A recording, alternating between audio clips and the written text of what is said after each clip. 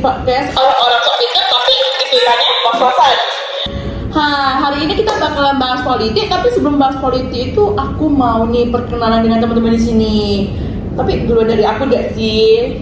Perkenalkan, aku Zed dari manajemen hospitality. Halo semuanya, perkenalkan Fanny dari manajemen hospitality. Halo semuanya, perkenalkan nama saya Kendi dari hospitality. Halo semuanya, perkenalkan nama saya Haikal dari informatika. Nah, karena kita kata orang tuh ya guys, Kayaknya udah kenal maka udah sayang. Kalau aku sih udah sayang ya teman-teman yang di sini. karena hari ini kita mau ngebahas tentang politik.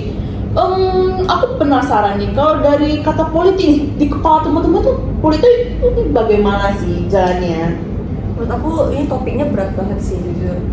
Dan ini kan topik kita pasti banyak ya tentang politik, apalagi ada politik penaklukan, pembebasan, pemberdayaan. Bahkan kita bahkan bahas ideologi-ideologi ya yang bakal lewat di Indonesia. Jadi topiknya berat sih menurut aku. Menurutku gak apa-apa sih, santai kita bawain sambil kepedasan gak apa-apa. Karena Politik ini. iya, karena kalau tentang politik itu gak jauh-jauh dari kata pedas ya, dan pedas, berat dan sulit. Tuh. Kalau dari Haikal sendiri gimana politik? Kalau politik itu kayak mungkin yang mengatur pemerintah ya.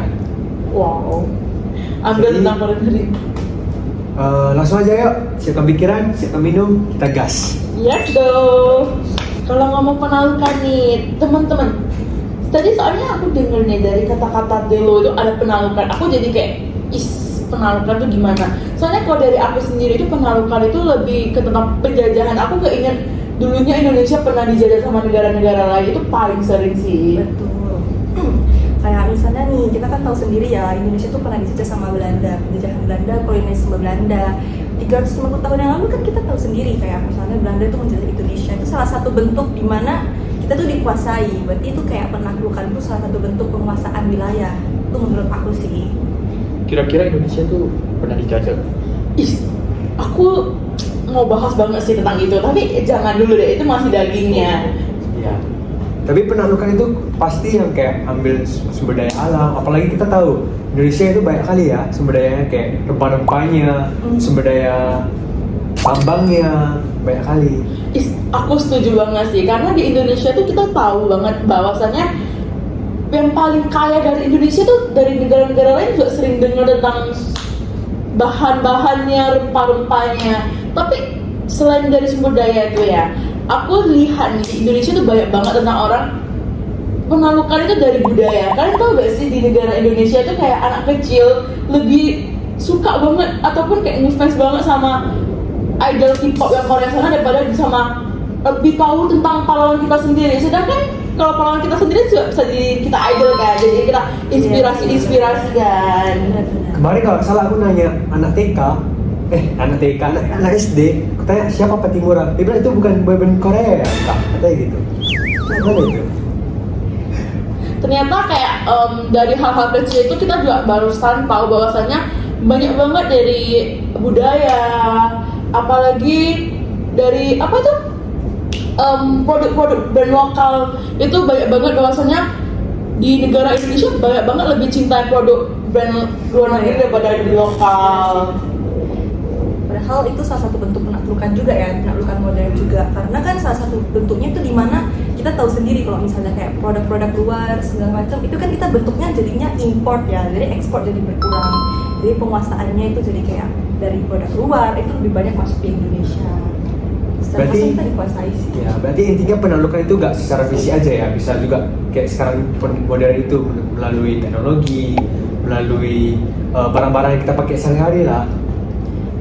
Lebih dari hal-hal kecil yang buat kita nggak sadar akan hal itu sih guys. Betul sekali. Esensi gitu. Oke, kalau ngomong pembebasan, kalian mikirnya gimana pembebasan? Kalau menurut aku nih, aku lagi ya.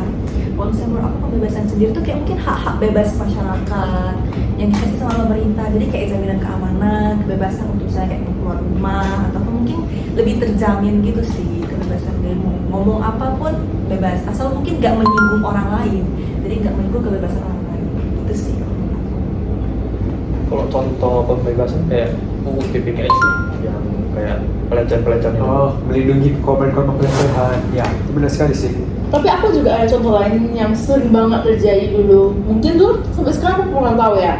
Tapi dulu itu yang di Indonesia itu kan masih susah buat surat. di notaris. Iya, iya. Itu banyak banget kalau tanahnya tuh disengketa, diambil karena kita nggak ada surat kayak dulunya. Mungkin terlalu bebas, jadi kita nggak ada surat. Jadi kayak banyak banget itu terjadi di lingkungan keluarga ataupun politik tentang pembahasan diambilnya tanah sih. Kalau dari aku sih keinget itu. Bisa juga. Tapi juga ada pembebasan KW yang dimana katanya demi rakyat, tapi tiba-tiba biasanya udah ada undang-undang baru. Aduh. Pemerintah. Ya harusnya ada transparansi kan. Iyalah. Prosesnya harus transparan, dikasih lihat ke masyarakat dong. Tapi kebebasan itu jarang gak sih transparan untuk bener-bener transparan gitu. Rakyat gitu Iya. jalan. Kan ini untuk negara sih. Apalagi kalau pemilu-pemilu gitu jarang banget transparansi. Jadi intinya pembebasan itu dia melindungi kebebasan kita, Iya, tapi betul. kita juga harus menghormati kebebasan orang lain juga. Maka dari itu harus ada hukum yang melindungi kebebasan agar tidak terjadinya kebebasanmu Iya. aku langgar atau kebebasanku kau Menyinggung langgar. orang lain lah. Iya. Nggak terlalu over lah sesuatu itu gak baik guys. Benar-benar. Nah, aku mau bahas pemberdayaan nih, politik pemberdayaan. Menurut kalian sendiri nih, politik pemberdayaan itu kayak mana? Kalau menurut aku ya kayak yang gini loh, sini aku bantu kamu biar kamu mandiri. Tapi itu cuma motivator, gak ada anggaran APBN-nya. Aduh, berarti cuma omong-omong doang ya? Aduh. Oh, berarti maksudnya membantu orang yang kurang mampu itu jadi lebih mampu ya, jadi punya kompetensi. Menurutku tuh kayak contohnya BPJS sih, kan ini bikin stres sih. Kayak BPJS tuh kayak nggak dilihat gitu loh. Rame tapi kayak ya tujuannya bagus lah sebenarnya. Tujuan Gitu bagus ya. Make Membantu sense sih. orang-orang yang kurang mampu lah. Jadi kayak misalnya di desa juga kita tahu sendiri infrastrukturnya udah memadai kan. Jadi kayak kadang jam 2 pagi pun bahkan masih ada yang live TikTok dapat gift gitu kan.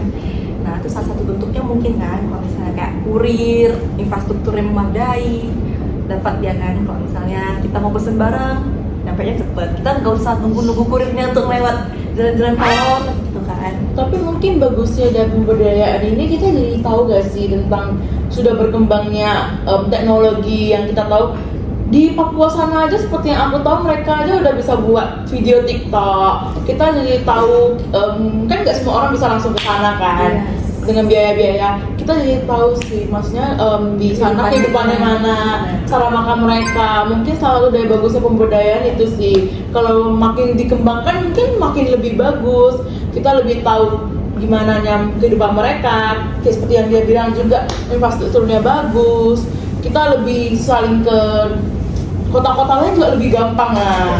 Tahu informasi-informasi terbaru gitu ya. Benar, setuju sih. Oke, ini kita lanjut ke pembahasan kita ideologi-ideologi yang ada ya. Kita kan tadi aku udah sebutin di awal kita mau bahas ideologi-ideologi yang udah sempat lewat di Indonesia nih. Kalau teman-teman sendiri nih, tahu dong pasti makna liberalisme. Tahu dong ya. Nah, menurut kalian sendiri makna liberalisme secara garis besar aja deh, itu gimana? Itu sama kayak politik bebas nggak sih? Sama-sama mau bebas. Oke, berarti lepas dari kelompok-kelompok ya, Dari berarti kelompok, individunya yang bebas. Oke. Tapi aku setuju banget dengan adanya liberalisme karena kayak yang kita lihat nih di Indonesia ini nggak ada yang namanya kebebasan. Kayak kalau di luar negeri kayak Amerika kita udah tahu kalau menganut liberalisme, kayak mereka di sana bebas punya hak, mereka bebas untuk bersuara. Di Indonesia sih katanya bebas untuk bersuara, tapi kadang kan dibungkam juga. Oke, berarti menurut kamu setuju lah ya sama statement bahwa ya liberalisme itu bisa kok diterapkan gitu ya. Bisa. Kalau menurut kalian berdua nih? Saya tidak setuju sih, karena kayak kalau kebebasan dibiarin tanpa aturan itu yang paling untung yang punya modal. Kayak contohnya startup founder langsung jadi crazy rich. Kita yang download aplikasi cuma jadi data statistik. Jadi maksudnya yang penggunanya tuh nggak untung lah ya, yang orang Yang susahnya untungnya yang susah terus gitu ya. Ya, kaya jadi kaya, lebih kaya gitu. Oke. Tapi yang tadi kalau mau bahas tentang Amerika Serikat, tapi kalau sisi gelapnya kan mereka kan bisa punya senjata ya. Jadi Banyak kasus juga perdebatan. kalau bahas tentang itu Oke. kebebasan. Tapi kalau kita enggak dengan kebebasan itu kadang di Indonesia juga Hukumnya nggak berbeda tuh. hukumnya Waduh. juga tumpul tuh. Pro dan kontra Kalau guys. kalau kita diinjak-injak juga agak ada tuh yang namanya si membela diri kan. Bela diri, langsung di penjara. Aduh. Agak sensitif ya. Iya benar sih. Satu pro, satu kontra. Make sense sih guys. Tapi gini deh, aku mungkin ngambil sisi tengahnya lah ya, jalan tengahnya. Dimana mungkin maksudnya dari yang sebelah sini, yang dari sisi pro-nya mungkin kalau misalnya diterapkan, ya masyarakatnya jadi mungkin lebih bebas lah untuk mengeluarkan pendapat mereka, suara mereka, dan juga mereka lebih merasa mungkin ya aku punya hak nih untuk ngomong. Nah kalau satu sisinya lagi nih dari kontranya, ya nanti kalau misalnya merugikan kita gimana? Iya. Karena saking bebasnya nih, kadang ya manusia kan makhluk yang bisa dibilang liar juga sebenarnya, bisa jadi serigala kan. Nah salah satu sisinya mungkin di situ ya, merugikan, takutnya merugikan kan. Tapi mungkin kalau misalnya dari liberalisme sendiri nih, kalau kita ambil jalan tengahnya nih, bisa lah kita bilang kalau misalnya jadi diterapkan di Indonesia, ya harus ada batasan. Jadi semua itu bertumpu sama hukum lah, hukum dibentuk kan. Jadi manusianya tuh nggak liar, nggak buas, jadi nggak merugikan orang lain.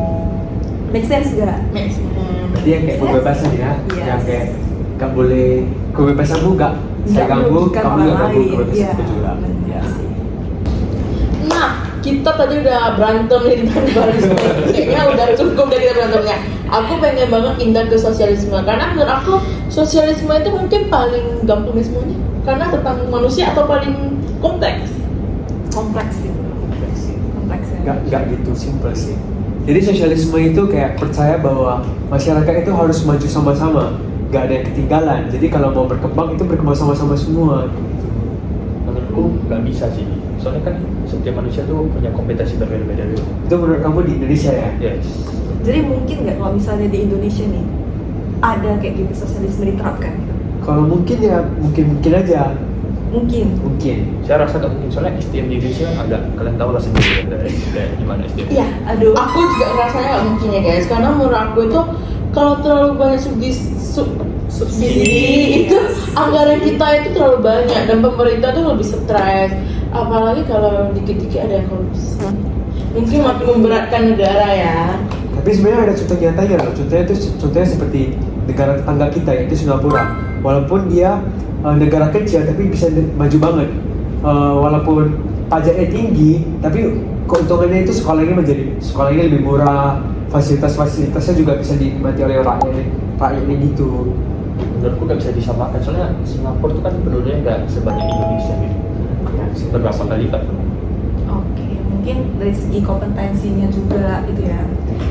Bener sih, salah satunya kan mungkin kita tahu kalau di Indonesia ini masih banyak lah warga-warga kita yang masih terbelakang kan, belum bisa memadai lah untuk dari kompetensinya. Terus dari elektronik aja bahkan orang tua aja belum tentu bisa kan pakainya. Nah, mungkin dari sisi kayak gitu juga teknologinya belum memadai.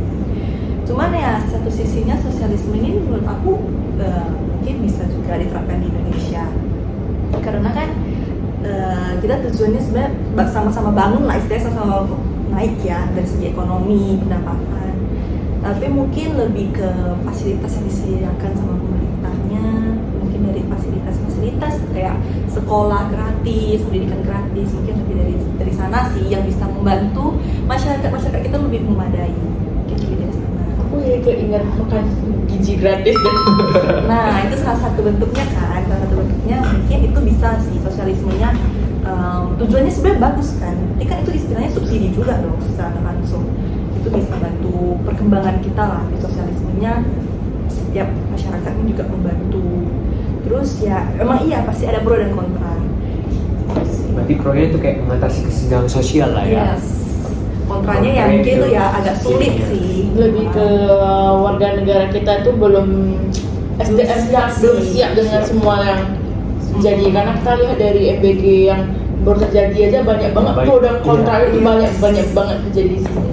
Itu salah satu bentuknya sih, karena kayak kita juga nggak bisa maksa kan kalau misalnya dari kompetensinya mungkin nggak memadai ya kan, kita juga nggak bisa maksain oh itu harus naik loh, kita kapasitasnya harus bisa memadai, nggak mungkin juga.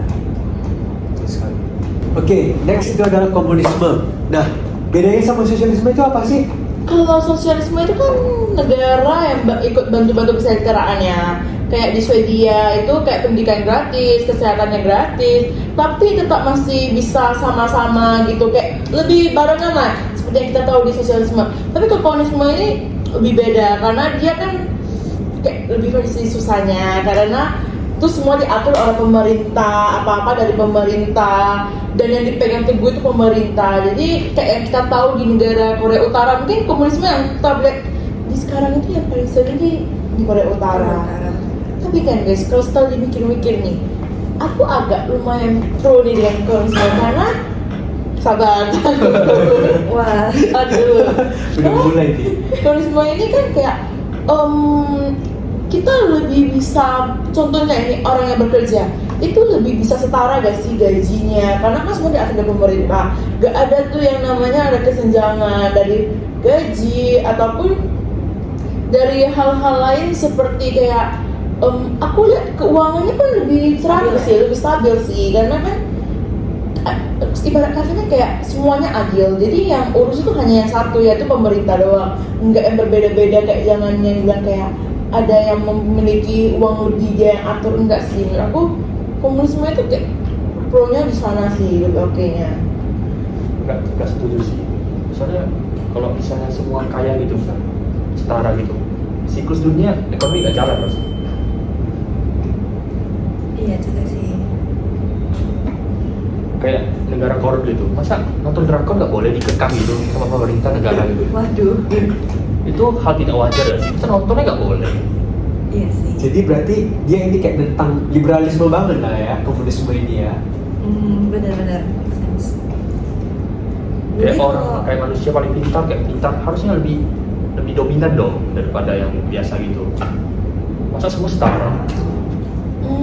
Tapi karena adanya kesetaraan itu buat kita jadi kayak kita nggak memandang orang rendah atau gimana, karena yang kita lihat itu dari komunisme ini negaranya ada kok yang maju, nggak yang dibilang nggak maju juga enggak, kayak maksudnya kayak Korea Utara ya mungkin dia nggak semaju negara-negara yang lainnya, tapi lebih ke setidaknya nggak kesusahan ya. ya nggak kesusahan gitu. Cina juga negara komunis.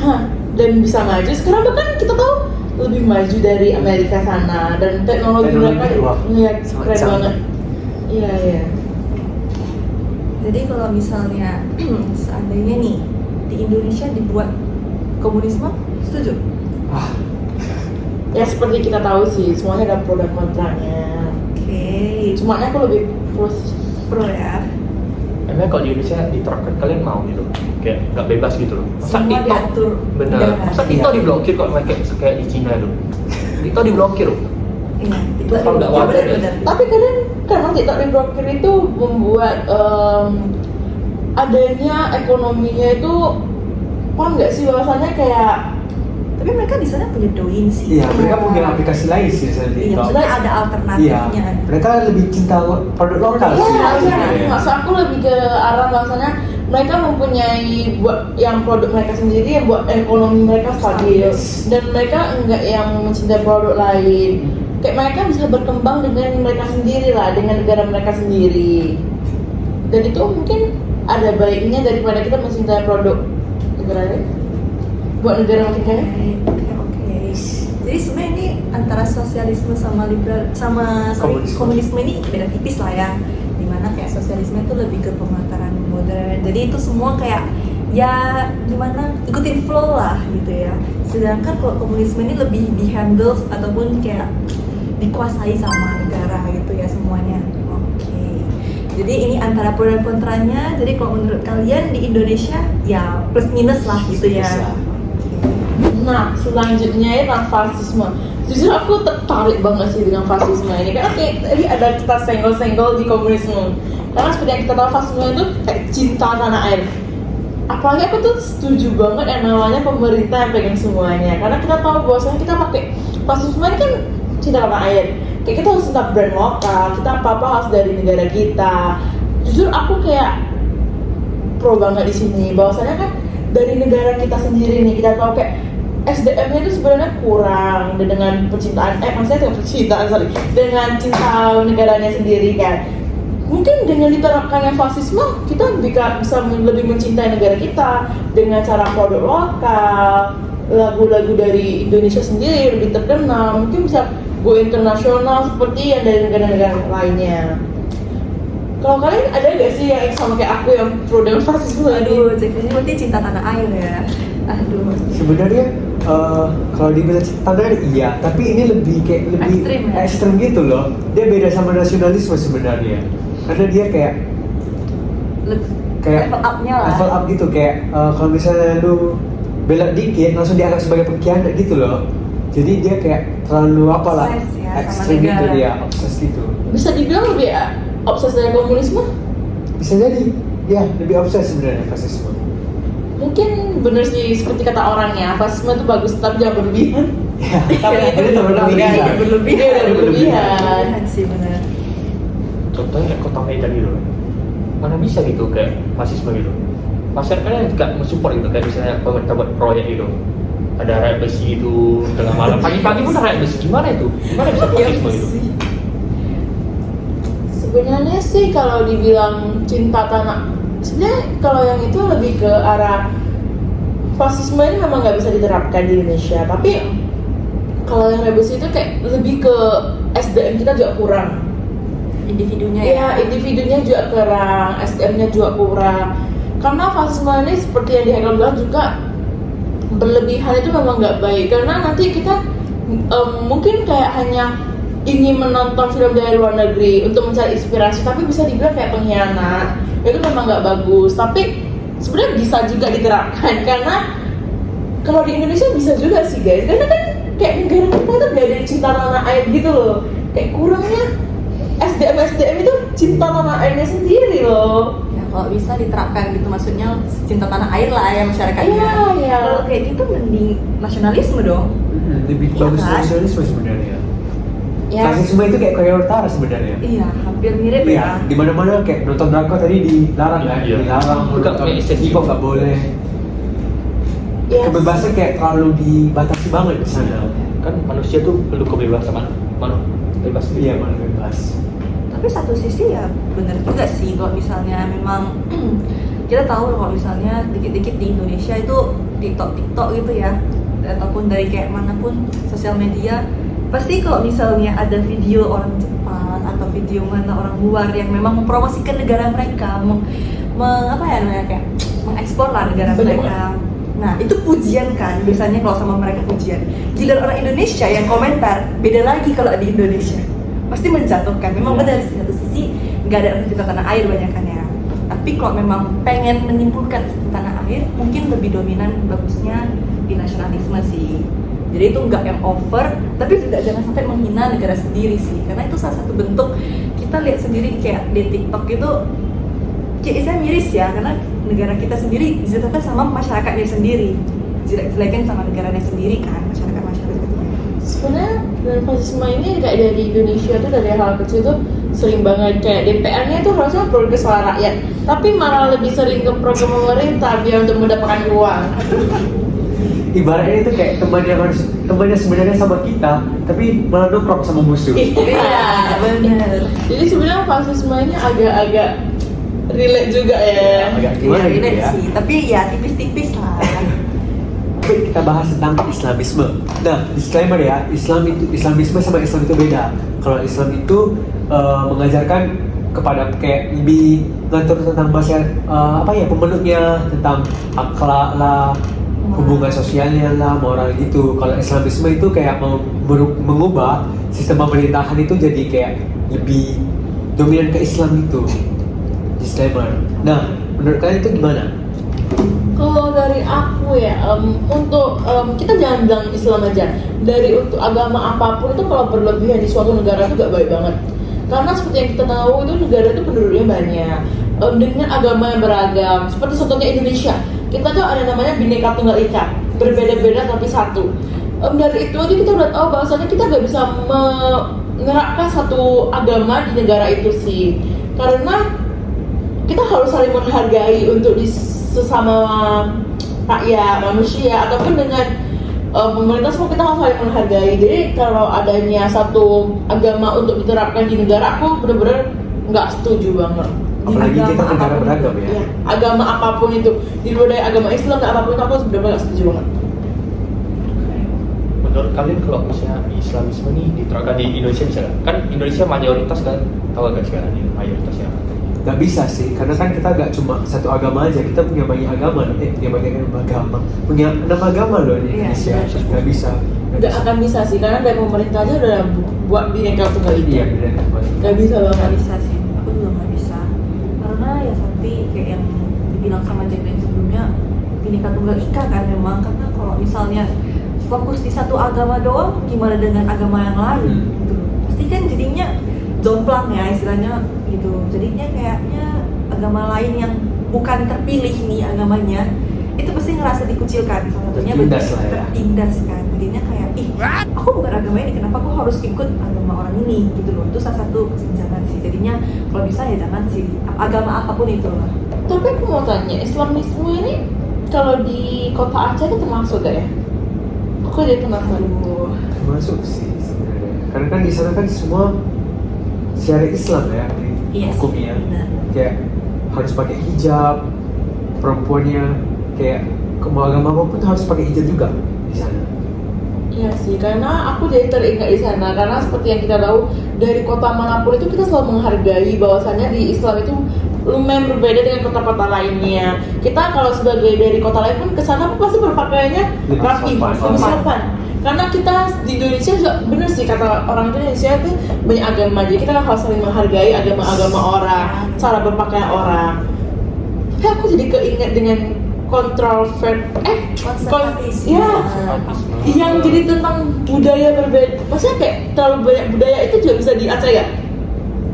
Tapi Bisa, karena kan dia kan sangat cinta apa banget, cinta maksudnya cinta budaya, cinta agamanya itu. tapi aku Konservatisme ini kayaknya menurut aku ya, kalau menurut aku kayaknya enggak sih. Di Indonesia ini kayaknya nggak cocok diterapin yang kayak gini sih. tapi Kak, ini di luar dari Islam itu ya, Oke. Islamisme ini aku nggak cocok aja karena sesuatu hal yang selalu keluar dari budaya itu kadang ada negatifnya guys, kayak kita berperilaku pergaulan bebas dan yang lain. Kalau kita masih bertuju dengan budaya kan pergaulan kita lebih terjaga, ya kan? Maksudnya ada tradisi, ada budaya, ada gimana ya bilangnya, kayak lebih terjaga, lebih bisa diterapkan di Indonesia sih. Karena ya kita juga tahu bahwasanya di Indonesia tuh agama manapun tuh gak ada yang setuju dengan adanya pergaulan bebas. Iya. Ada yang namanya minum-minuman dan yang lainnya di agama manapun itu. Jadi kayak kalau diterapkan di Indonesia menurut aku cocok banget sih. Gimana kamu? Kalau aku enggak sih tetap. Karena salah satunya tuh jadinya kalau misalnya kita menganut nih konservatismenya, jadinya kita kayak menolak adanya perubahan sih. Jadinya kalau kita mau berubah itu kayak teknologi ataupun sosial media yang kita kasih dapat info Ketinggalan lah ya. ketinggalan jadinya. Jadi kita terbelakang gitu menurut aku. Ya, tapi kadang perubahan yang terlalu drastis itu nggak semua orang bisa ikutin. Seperti yang kita tahu, seperti kayak orang tua kita belum tentu bisa ikutin perubahan yang kayak main gadget. Apalagi sekarang bisa, dulu ada Gojek, mereka cuma hanya panggil Gojek gitu. Tapi sekarang kita pakai ojek itu kayak kita harus manggil lewat aplikasi. Itu lumayan susah sih kalau di Indonesia, kalau perubahan yang terlalu drastis. Karena di Indonesia tuh yang aku setujui dan aku lihat tuh banyak banget orang masih tentang budaya, tentang ya masih pro banget ada yang budaya. Tapi kalau konservatisme ini sih kan istilahnya dia tuh cinta budaya banget ya. Berarti kan dia benar-benar Gak menerima perubahan gitu. yes. Tapi kalau misalnya dia nggak menerima perubahan, gimana Indonesia ini bisa maju? Kalau dia selalu obses sama budayanya sendiri, tradisinya sendiri, negara dia nggak akan bisa maju. Kita SDM kita bakal gitu-gitu aja. Misalnya nih, mereka tuh nggak peduli sama yang namanya teknologi, ya misalnya gitu.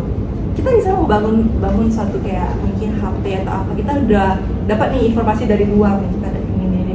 Mereka tuh menolak perubahan sama sekali. Gimana masyarakatnya itu bisa maju, sedangkan mereka nggak mengenal teknologi, mengenal perubahan-perubahan yang ada dari tradisi-tradisi orang luar. Mungkin kayak, oh kita tuh kalau misalnya menyapa orang seperti ini, sedangkan di tradisi kita gimana kita bisa bersosialisasi dengan orang luar ketika kita sendiri tuh nggak mau ada perubahan itu. Sebenarnya ada solusinya. Solusinya itu gimana? Kayak kita untuk konservatisme, masyarakat harus lebih terbuka dikit menggunakan teknologinya, tapi bukan untuk hiburan, tapi kayak gunakan teknologi itu untuk explore, maksudnya kayak Explore memperkenalkan dunia luar, ya. budayanya ke orang lain. Jadi kayak tetap terjaga loh budayanya, jadi gak ketinggalan, tetap budaya tetap terjaga, tetap lestari lah gitu. Solusinya gitu sih. Berarti tetap harus ada ruang dalam hati untuk membuka Iya, jalan harus juga membuka hati, kan? ya. Oke, benar sih. Tapi susah gak sih di Indonesia? Iya, Nggak susah sih kalau masalah. Kalau karena aku lihat gadget sekarang kayak jarang lihat lirik budaya-budaya gitu, kayak ikut tradisi gitu gadget sekarang. Generasi sekarang. Lebih ngikutin yang modern berarti. Benar. Karena mereka ngerasa bahwasanya nggak semua lebih ke ini sih, lebih semua ke berlogika sih kalau aku lihat. Karena mereka bisa kayak merasa kayak kadang budaya itu nggak semuanya benar, tapi kadang perubahan itu juga nggak semuanya benar juga. Jadi ya sering ada pro dan kontranya juga sih. Iya sih, benar sih. Seperti yang kita tahu ya, Indonesia itu kan menganut paham Pancasila ya sebagai dasar negara. Menurut kalian itu gimana? Menurut aku sendiri, iya sih, Pancasila itu penting banget ya untuk dasar kita di negara kita yang banyak banget agamanya, sukunya, budayanya, itu penting. Tapi plus minus sih, karena ya walaupun dari Pancasilanya ada 5 silanya dan itu semuanya penting sebenarnya, tapi kayak menurut aku jadi nggak ada yang difokusin satu titik loh. Kayak satu silanya ini nggak ada yang benar-benar diimplementasikan gitu. Jadi menurut aku kurangnya di situ sih, walaupun tujuannya semua bagus. Tapi dari semuanya tuh aku paling setuju yang pertama, yang Tuhan Maha Esa. Karena gimana pun kita tahu bahwasanya Tuhan, kita dari lahir pun udah ada agama. Indonesia tuh nggak ada yang namanya rakyatnya itu tanpa agama, nggak ada yang namanya ateis. Jadi aku percaya banget bahwasanya kalau adanya sila pertama itu sebagai Ketua Maha Esa tuh fondasi kita untuk menjalani si rakyatnya juga, untuk melakukan suatu kayak dari sifat perilaku juga sih, walaupun nggak mencerminkan yang benar-benar kayak agama ini buruk atau gimana, tapi kayak menurut aku yang pertama itu benar-benar fondasi banget sih. Nah itu yang aku maksud, kayak Jacqueline sendiri kan dia prefer satu ini kan, satu sila yang memang benar-benar pengen difokusin sama dia. Sedangkan kalau aku sendiri, aku prefer kayak sila ketiga, Pancasila itu Persatuan Indonesia kan, aku prefer di sana karena menurut aku negara Indonesia ini kan negara yang kayak keberagaman banget sih, ada sukunya, budayanya beda-beda ya. Sedangkan kalau kita sendiri gak menerapkan dan gak mengimplementasikan Pancasila yang sila ketiga ini, hancur sih Indonesia. Karena kayak dari negaranya sendiri tuh kayak satu fokus dengan agama ini, sedangkan satu lagi agama ini. Sedangkan dia pro banget nih sama agama yang ini enggak, jadinya kayak intoleran gitu loh. Dan itu salah satu bentuk dimana Indonesia ini awal mula kehancuran sih menurut aku.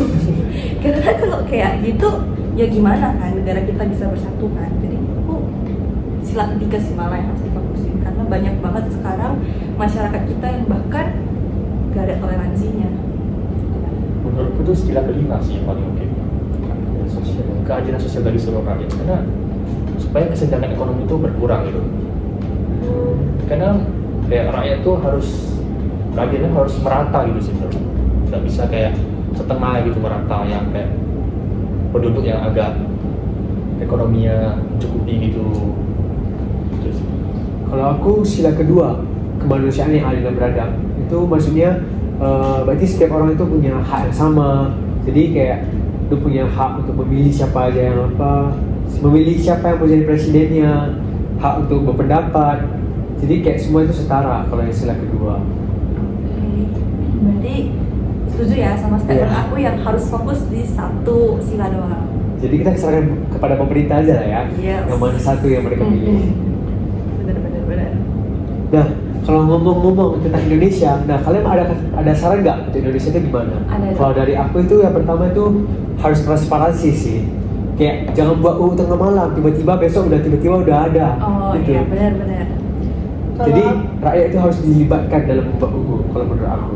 Nah, kalau mungkin dari Haikal transparansi, aku agak ada apa sih? Maksudnya kayak sama gitu. Aku lebih ke penegakan hukum yang konsisten, kayak mungkin dari Haikal udah transparan, dari aku harus konsisten. Jangan hukumnya tuh gak konsisten. Hari ini berubah, besok berubah, nanti tahun berapa lagi berubah. Kayak hukum itu harus konsisten, karena kalau dari hukum aja konsisten, semua rakyatnya mungkin bisa konsisten untuk menjalaninya. Tapi kalau berubah terus tuh Bingung ya? bingung dong, kita harus menjalankan yang mana. Mungkin ya habis transparan kita harus konsisten gitu. Menurutku yang ketiga itu tingkatkan literasi politik sih, karena netizen Indonesia kayak homo gitu semua sih. Ikut hoax ya. Hoax, kayak misalnya seleb TikTok nih buat kayak berita-berita gitu post kayak kan ada kayak pas demo itu ingat gak sih? Disuruh bayar gitu kan, biar kayak gimana ya? Kayak menjalankan gitu. Iya ada. Kayak yang dibayar untuk dukung pemerintah ya. Benar. Kalau aku pribadi mungkin lebih ke implementasi Pancasilanya sih. Kayaknya menurut aku implementasi Pancasila itu masih kurang ya di Indonesia. Jadi kayak bahkan ya kalau misalnya kita tahu sendiri rakyat-rakyat yang mungkin masih terbelakang nih ditanya Pancasila apa aja belum tahu kan, belum tentu tahu semua sila kelima silanya itu belum tentu tahu semua. Jadi gimana lagi implementasinya, sedangkan mereka sendiri silanya belum tahu. Mungkin kurangnya di situ sih.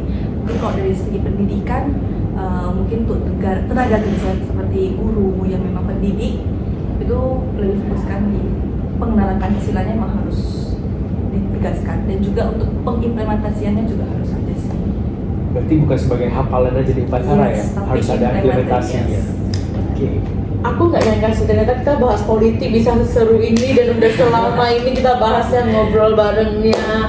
Pro kontranya. Iya, pertanyaannya ternyata bener ya, bahasanya dari setiap kita pun walaupun kita satu perkuliahan satu sekolah, tapi nggak semuanya tuh memiliki pendapat yang sama. Yes. Semua orang tuh banyak banget pendapat-pendapatnya itu pro kontranya tentang bagaimana dia pandangan mereka terhadap satu negara dengan negara lainnya. Tapi ternyata seru banget. Semoga terima kasih udah menonton podcast ini. Semoga podcast ini menjadikan kalian tidak hanya seru tapi ada informatif. Jadi pembelajaran lah ya. Pembelajaran buat kita semuanya, dan see you di next episode. Dadah. Bye.